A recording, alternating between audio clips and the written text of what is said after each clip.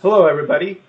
This is the Yoranthium book series. I'm the author, Mark Bromley, and we're going to be talking about the sea elves for this monster folio.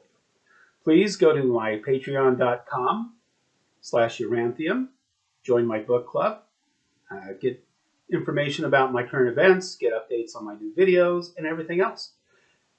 Also, you can go to YouTube, where you're at right now, hopefully, and if so, at Yoranthium on YouTube, you can subscribe, hit that bell, get notifications, and like my page. And also, you can join my Kickstarters and help my crowdfunding for the game, the books, the other parts of what we're going to be doing for the Yoranthium book series in the near future. This is the Sea Elf Monster Folio, and I do hope that you like this page right now. And let's get started. I wrote about 10 pages. This is a prelude to the actual book, Yoranthium Lost Hope, where you'll get more information about the sea elves as they continue on. And this is the very beginning of how the sea elves were developed and came about on the planet of Isermot and ended up on Yoranthium. Okay, let's get started. The mainland elves had been savage, falling into darkness and corruption. Trevelyan Hold, the first founding of elves, forged from the first El, Iden, and the Feyfolken, Ureren, the eve of creation, the fertility of the Feyfolken, blessed by God, and the mother Gaegan, had been holding back the wickedness growing in the mainland elves. Trevelyan Hold, the kingdom of the first founding, had tried to prevent slavery and constitute an era of enlightenment from the darkness that nearly ended the world of Isermot. The trade of the elven trafficking for slave labor of various kinds of servants, laborers, and degraded workers, treated no better than animals, or for breeding stocks, became cruel and abusive and proved unstoppable. The slave class created the conditions of the dark temples with the deep dark abyss priests and cursed altars leading to the death of the unborn. For slave babies was an inconvenience and unwanted cost of the wealth hoarders, best offered in sacrifice to demons, evils, and suffering of the world. The dead babies only lucrative in dark magic rituals, vaccines, and methods of unholy means to prolong the lives of the wealth hoarders. The hoarding of wealth and greed became selfish and destructive, as none of the other founder nations and the black market, deep dark temples, the altars of the One and the Eight, in Trevelyan Hold would stop the practice. The very government, although powerful, was weak against the corruption of the wealth hoarders, that constituted only less than 1% of the population. The key of the wealth hoarders' power was to own the very system that supplied the kingdom with everything the kingdom used in its very economy to protect itself and economically support its government, and fundamental stingy cheapness of its society. Most of its society was no better off than the slave class, as they had not been economically equally compensated for any work they performed. The kingdoms had been corrupted by the need of wealth to survive in society.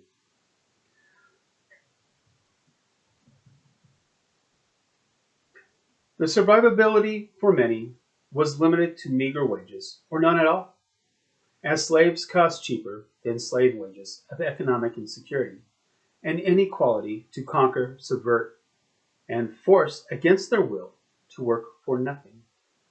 The wealth hoarders used starvation and economic inequality as the equity to maintain their wealth and power using slavery of nations and people. Only investing in slaves, indentured servants, debtors, or people forced to work for little of wages. That turned a quick and high profit the wealth hoarders could keep all for themselves. The economically suppressed could only live in the company mechanisms of the wealth hoarders, Kalusa. The company store culture owned by the wealth hoarders. Monopolies of entire economic sectors went to less than 1% of the unfit, abusive, and cruel persons, the wealth hoarders, who had bought and corrupted governments formed across Isermot in politics and legislations, stripping many of their rights as elven beings, and becoming treated as livestock, more cruel than the barbaric nations or civilized savages of the frontiers and unclaimed lands. Life was savage back then, and to many still is to this day, for that is true. The disguised lies of civilization and refinement, art, philosophy, theology, all primitive and barbaric, a shadow puppet on a wall, fake and false, and a distraction of the masses by the whisper in the darkness, the deep darkness of the abyss deceiving the masses. The world of less than 1%, whom is the wealth hoarders, the self-proclaimed influencers, didn't care of any quality as slave, poor, middle class, or pseudo-wealthy, needed the little bit of wealth to live. Content in their foolish ignorance, they were all still nothing more than slaves, no matter their status, shackled to a financial institution of a wealth hoarder, too afraid to rise up and demand economic equality, instead accepting the shackles of slavery, of equity, a return on investment paid to the wealth hoarders, no doubt, while still under the ground were many dark buried secrets of the past that went unnoticed. A darkness that was forgotten still existed and lingered and had corrupted many hearts, the wealth hoarders being the tool of darkness and the great evil and suffering in the world, the builders of the dark temples and corrupted altars of the one and the 8 demons of old. Slavery was still the labor used to build the many buildings, the economics of the restoration of the mainland elf kingdoms.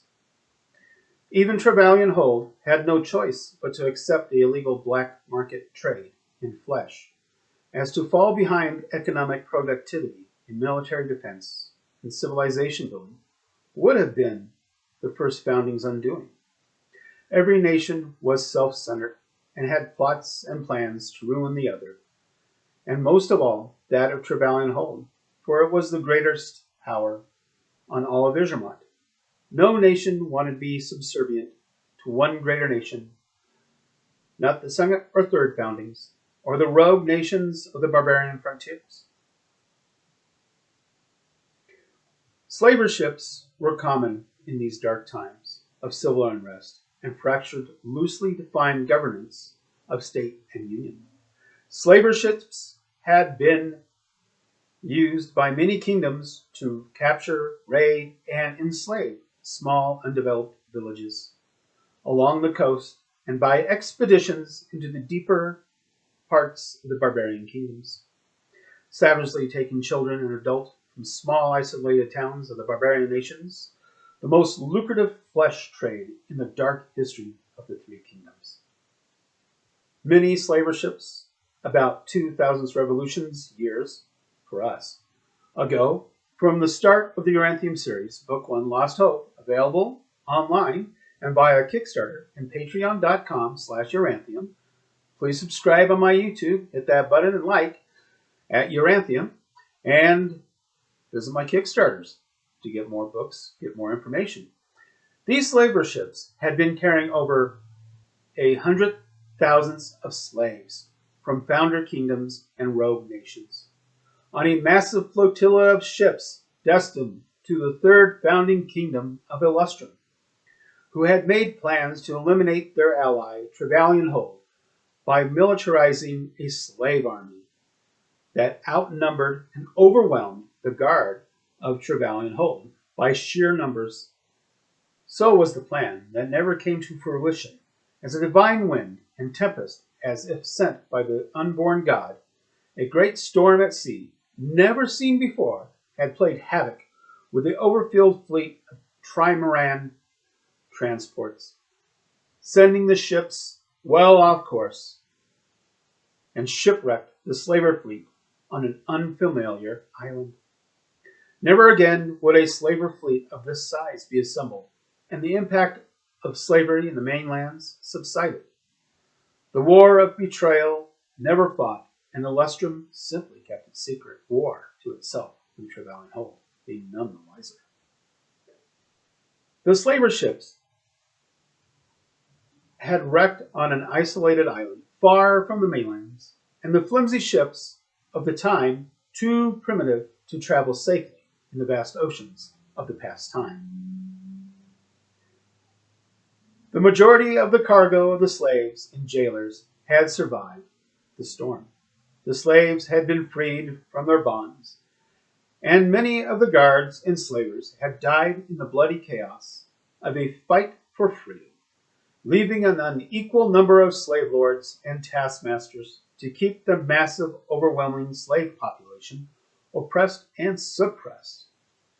The armed slavers and the unarmed slave had fought so violently, changing sides, forming allegiances, and forgetting who was who. Confused as to who was taskmasters and who was slave, and they only had a few female among their male numbers. Soon the wars were, as always, for property of persons, more not for females. The conditions degraded to barbarism, lust, and desire, and in that fight all the females and half the male numbers perished. The all-male population had been alone on the island for a while, just males finally making peace with the carnage they had done. As the last of the females, mortally wounded, pleaded for them to come to reason and to stop their hatred. She was a female beyond reproach, and the males put down their arms as her dying wish. For they knew they had sinned greatly, and did not know how these dark whispers had driven them to madness on an island so near the deep dark abyss that led to the fiery hell, carefully concealed by thousands of fathoms beneath the waves. Just as the dawn of the Elfefolken, there had been many Silkies, Feyfolken, living in the ocean and around the island. These Silkies will be discussed more in another video. The Silkies had journeyed here to the blood-stained island to tend to the giant kelp forest. The Silkies in the sea were just as many as there were male Elfefolken on the island. The Mother Gaegan, the primordial being known as the Mother of all nature, the tree of life on many worlds, appeared as the kelp tree of life in the ocean's greatest kelp forest surrounding the island. Here she gathered her children, the Silkoi Feyfolken, to her side. Taking pity on all male survivors of the shipwrecked conflict, knowing how poorly the children of the three foundings had failed to bond with the Feyfolken. The Mother Gaegan had her doubts of uniting the first elf with that of the Feyfolken. Was a mistake. For darkness nearly destroyed this world and created the Elder Fae, which made the Mother Gaegan angry. However, nature is most kind. This was a chance and opportunity of the Mother Gaegan to cultivate biodiversity, another path of hope and understanding, a correction and a new plan to free the world from the sins of the past. Another gift in secret was made between the Feyfolken and the diluted and diminished origins of the elf.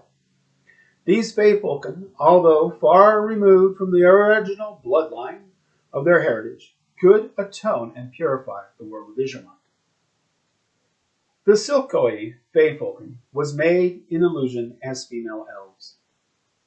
The Silkois didn't have the rib of Ida in them, and they had been granted the power of shape-shifting.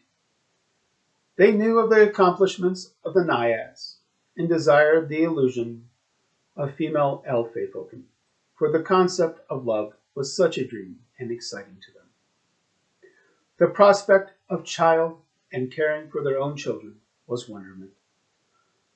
Knowing what the Uraran, the eve of the creation of the Elfefolken, had experienced, and they, the Silkois, wanted to know this feeling of child, of elf, since the time of the touch and the titillation of the first elf with that of the arboreal naiad.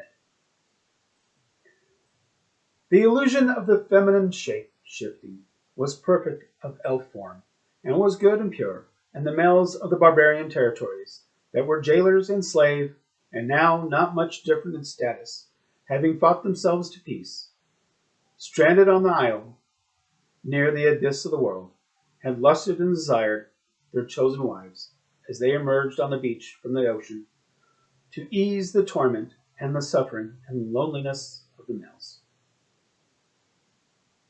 Some of the Silkies even took on the form of the herd of mounts and other livestock kept on the island that survived the infighting of the male elves.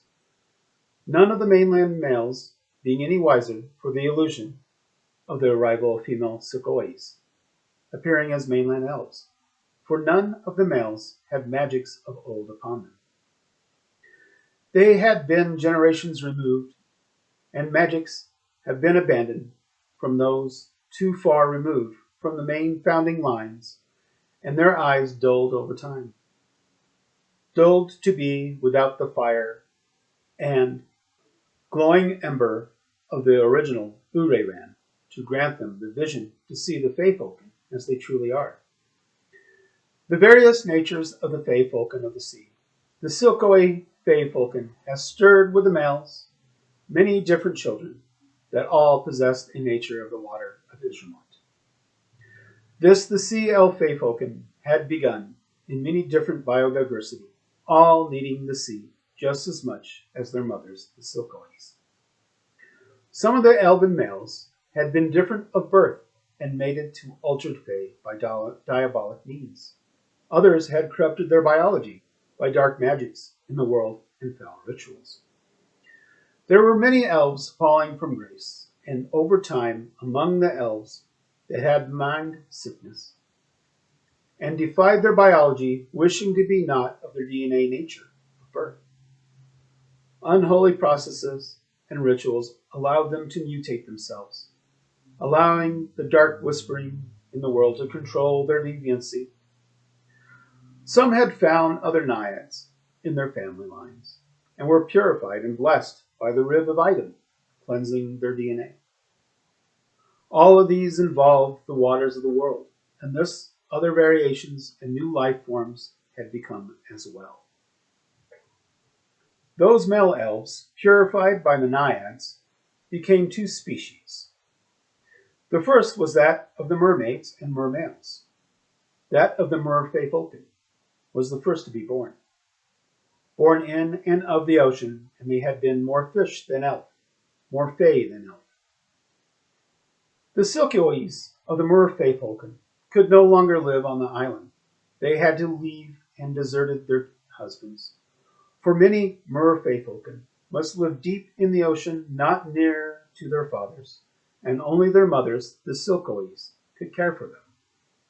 These mothers of the merfey-folken were gifted eternal life among the generations of the children and shape-shifting by the mother Gaegan into beings we will discuss later in Monster Folio episode.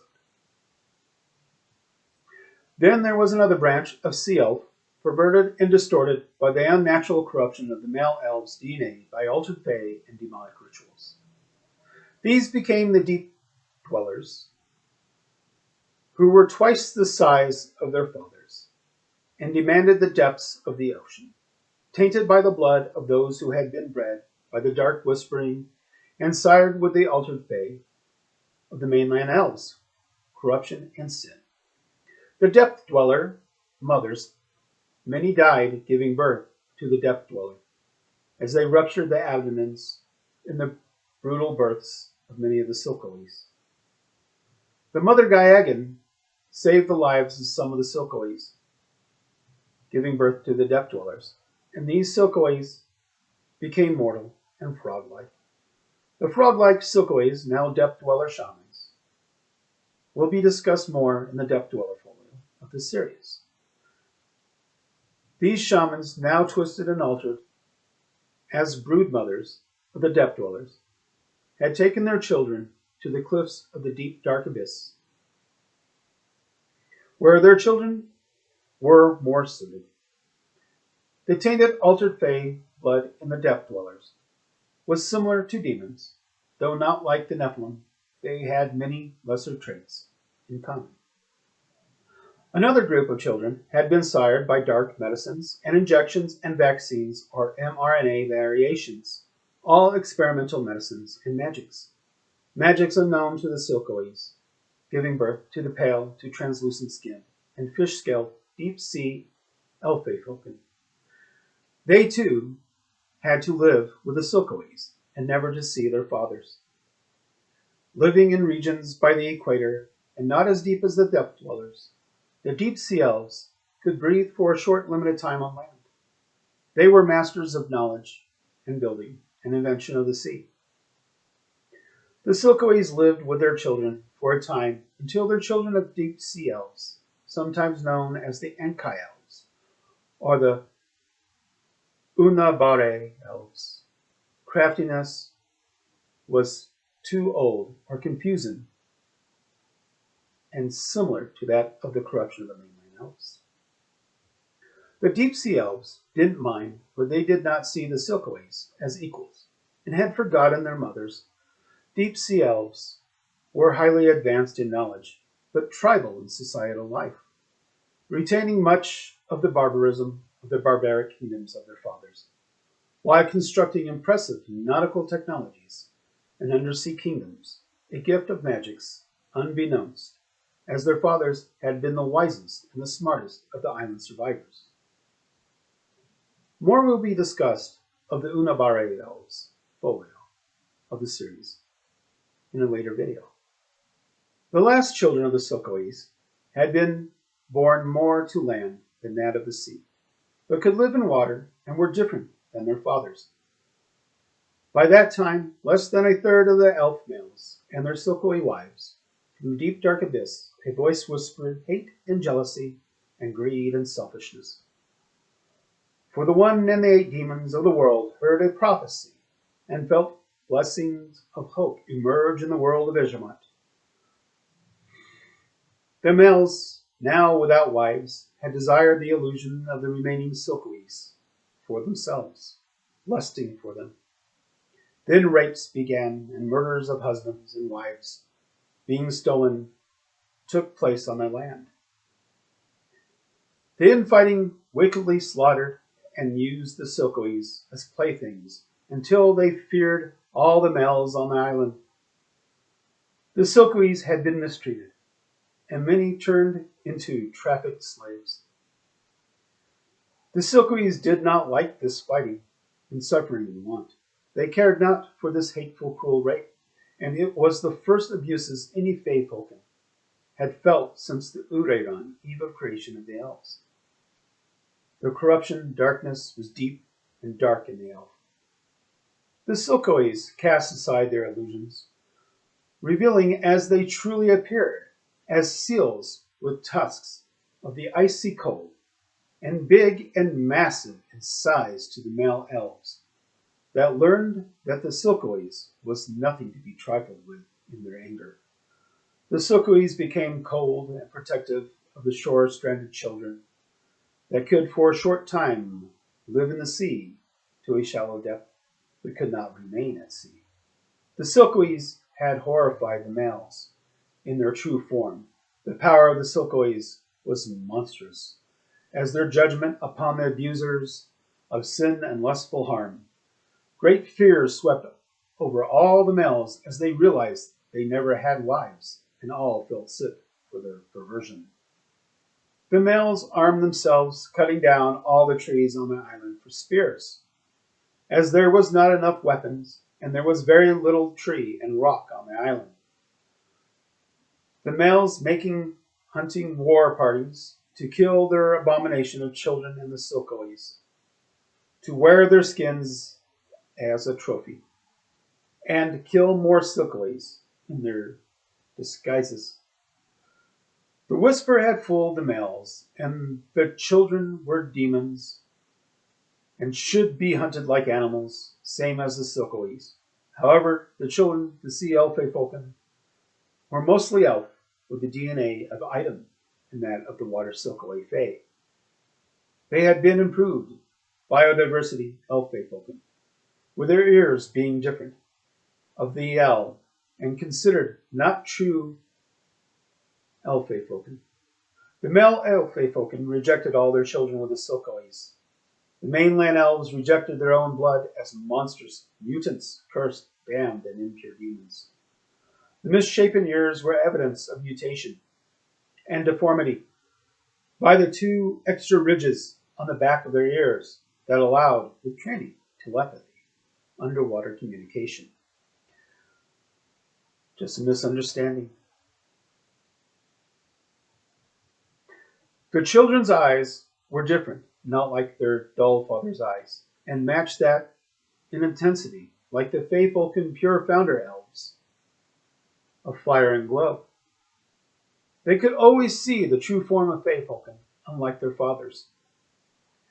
The children's eyes reminiscent of only the pure line of the lords and ladies of the elf foundings, and that their fathers were not like, and they had disdain for their lords, for many founder elves had been brutal to the slaves and those not of so fire of eye. The children could also see the shape-shifter animals that could live in the sea and the shore. The children of sea elves had dual-colored skin that was caused by the scales on their skin, changing the shadow of skin into another hue of color, and the primary color not of the mainland elves. Their skin shifted the light and shade of their skin as a means of camouflage in the ocean and on land, throwing off depth perception. The children had webbed hands and feet that activated when in the water, much similar to their brothers and sisters, the merfolk, depth dwellers, and the Unabari elves.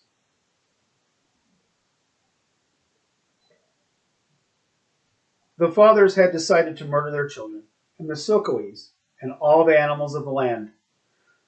The children's own fathers had hated what they sired, and shouted many hateful words and terrified the children. The animals were the first to be slaughtered, and the stronger animals broke their confinement, and small numbers escaping to the sea. The Silkies fled the island, protecting as many children of the Elffolken, even sacrificing many of their lives. Some children were lost, as they were too young to escape. Some younger children would be saved by their older siblings, at the cost of more of their mothers staying behind, guarding their retreat to the sea. Many had escaped the island and hid in the kelp forest around the island.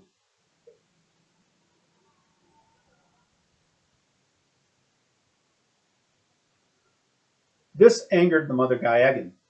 She had always been angry since the Three Kingdom War, when darkness nearly destroyed this world.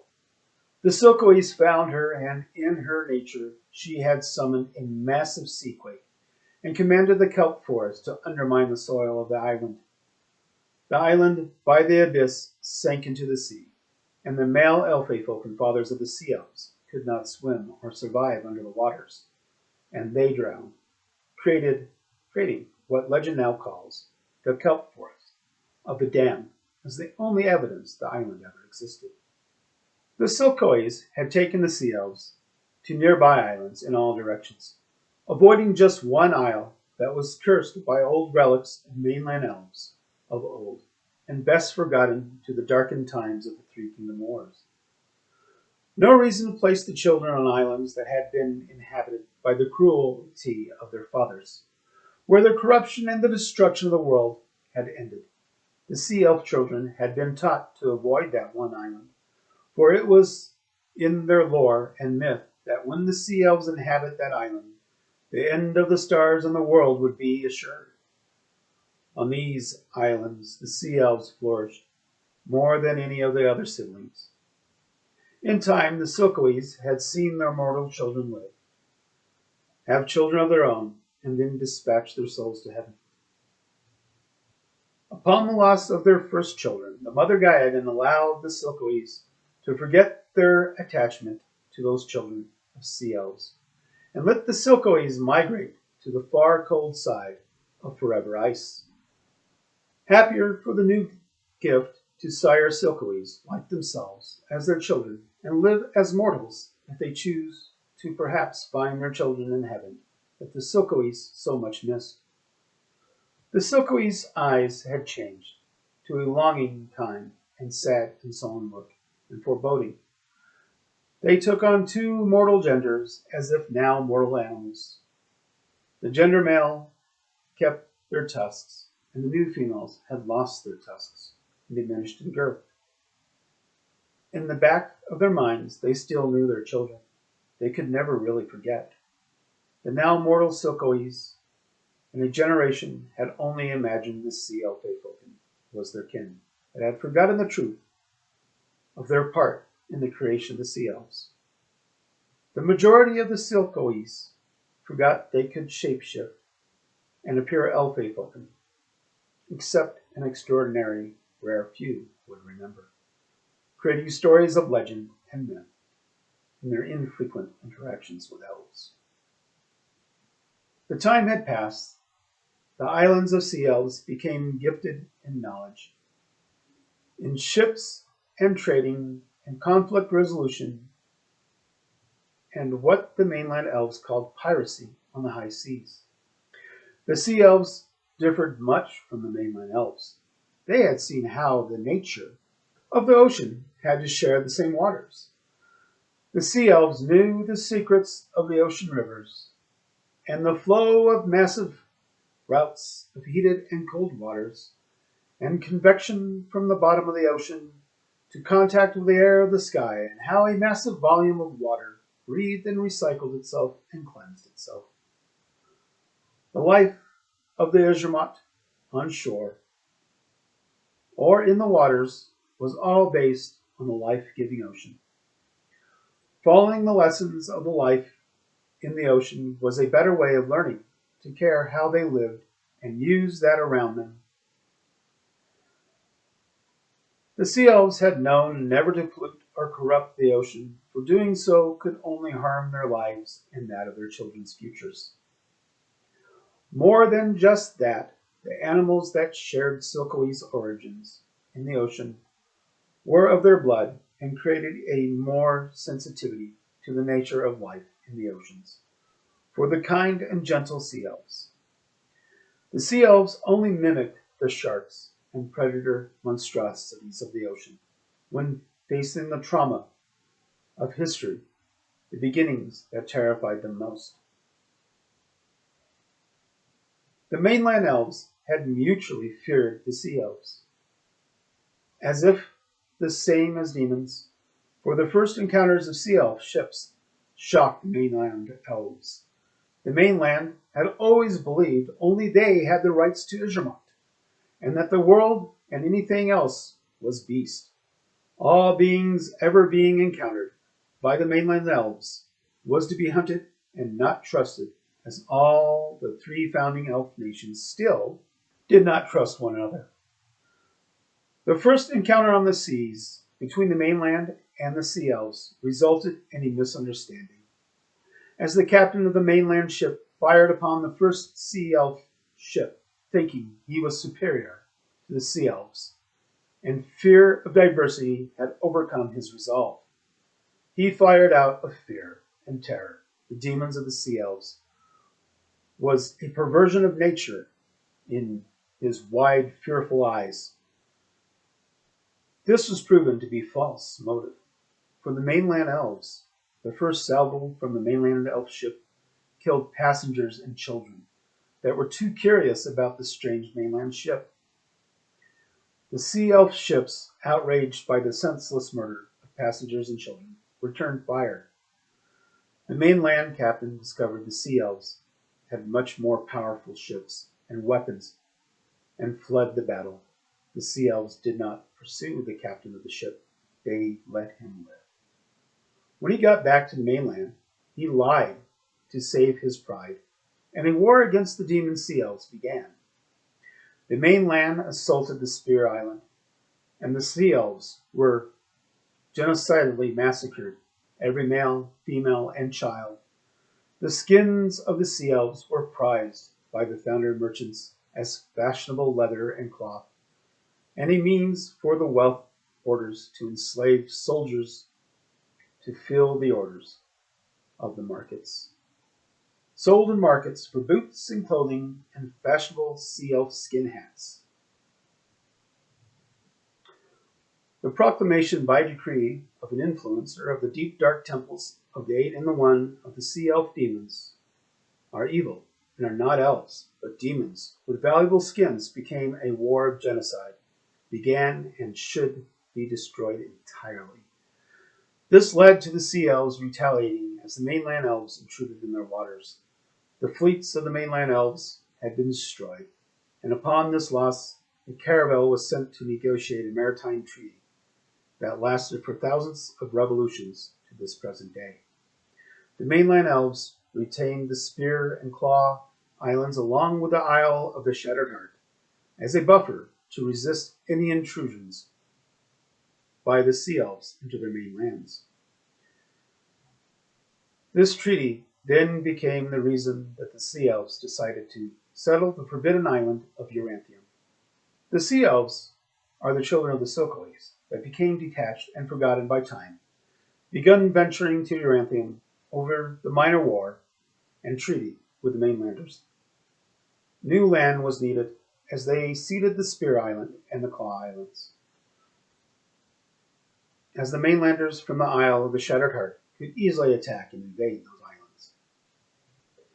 And the fighting would, in time, betray the sea elf shipbuilding secrets to the mainlanders, threatening their delicate treaty of peace. Eventually, the population of the sea elves had grown over a thousand revolutions, splintered and fractured, and sought out new islands and homes. Yoranthium Island was discovered by the sea elves that timidly stepped foot on the island, fearing reprisal and the mystery of a ghost civilization long forgotten. Not a single ghost was found, and the island was deemed safe. An ancient and old culture did exist that was extinct and forgotten. The sea elves had settled the Isle of Yoranthium, uniting many of the islands. The sea elves lived on as the kingdom of Yoranthium under the mysterious treasure of a fabled sword of Eridirian found on the island, along with an ancient tome of magics of old called the Compendium.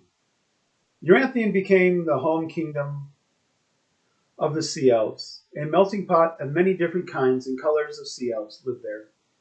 While the dark, deep abyss awoke, many terrible things began to unfold, and eventually all those who felt persecuted, even as far as the corrupted land of the first foundings and the barbaric territories, came as refugees, putting aside their appearances, accepting the safety of the misunderstood and friendly welcoming kingdom of the sea elves that worshipped a being of hope and of legend, a belief and faith outlawed in the founding lands.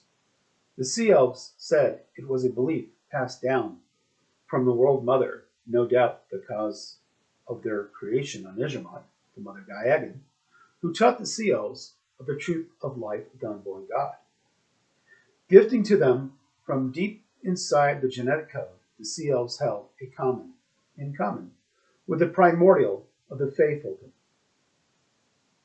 their union to Idem and the Uriran, the eve of the elf-faithful from creation. Unknown to the refugees and foreign elves, there was a reason the sea elves had continued to keep their naval superiority to the founding lands. The current sea elf culture excelled in every science thanks to knowledge obtained from the Compendium. Found in an ancient library, now the home of the last Mages College, of the only remaining schools of magics. They had become a rival power to the first founding, the Potentate's kingdom, and their navy was considered advanced and undefeatable. The 3 major cities of Yoranthium had become legend, and the 3 founding elf kingdoms of the mainland had been envious of the Yoranthium sea elves, calling them demons and pirates, more dangerous than anything the world has ever known. The refugees of the mainlands found the sea elves accommodating and helpful, not the monsters their homelands had made them into. The sea elf culture was much different than the mainland elves, and had been taught lies about in their public educations, ran by extremist views, and distractions of inaccuracies in life. The Yoranthium culture excelled the mainland elves' cities in culture and grace. The sea elves had been more advanced in their cities and inspiration. Latest fashions and the silky Yoranthium were highly prized for its shimmering and refined appearances. Much of the most modern fashions could be found in Yoranthium, and this made a refugee merchants wealthy and protected by the Yoranthium Navy. The Sea Elf Kingdom of Yoranthium spread to many islands of sea elves that simply accepted Yoranthium as their ruling authority. The Yoranthium's king held the fabled sword as a blessing and not a curse, and this was the gift of the soul-bringer, Archangel Iridium. The story of the sea elf's sword was legend and wrapped in mystic belief. Those who were unworthy of the sword suffered many curses, and only a family lineage was able to wield such a magnificent weapon, and the only magical weapon known to the elves.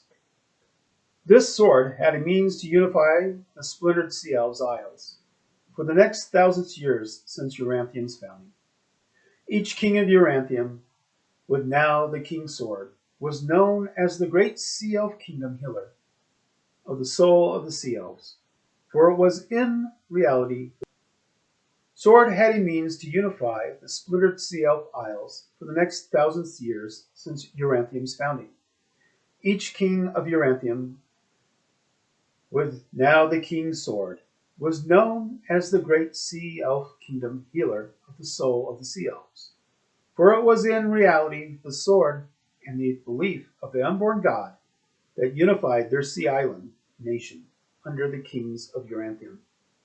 Many and most islands had been acquired as vassal territories and governed by the original monarch of those islands. The sea elves established a healthy government that had many flaws, but was a budding and beginning republic of democracy, still recognized officially as monarchy. The last island kingdom acquisition happened in 22 years before the Yoranthium book One Lost Hope takes place. Available as an ebook online and through special order via patreon.com/Yoranthium membership, Kickstarters, and please subscribe to my YouTube at Yoranthium. Click that bell, get that like. About 1,000 years after the sea elves found Yoranthium, a king Sindarthian almost had to wage war with the king of the three islands of Furum that had almost sided with the potentate Virtus for the first foundings. Yet the king of Furum had a sister, and she allowed King Sindarthian to capture her and was a prisoner. Zankara was her name. As the situation got tense and a bloody war was near, Sindarthian was almost ready to use the sword of Iridium on Zankara's brother. The sword refused to leave its scabbard, and instead caused Sindarthian to seek counsel from his prisoner. Zankara was the real power behind the throne, and the true treasure of Furum. And Sindarthian's heart had grown in love. He freed Zankara, and she had spoken with her brother to sign the last treaty and become a governor of Furum in service to her love, King Sindarthian.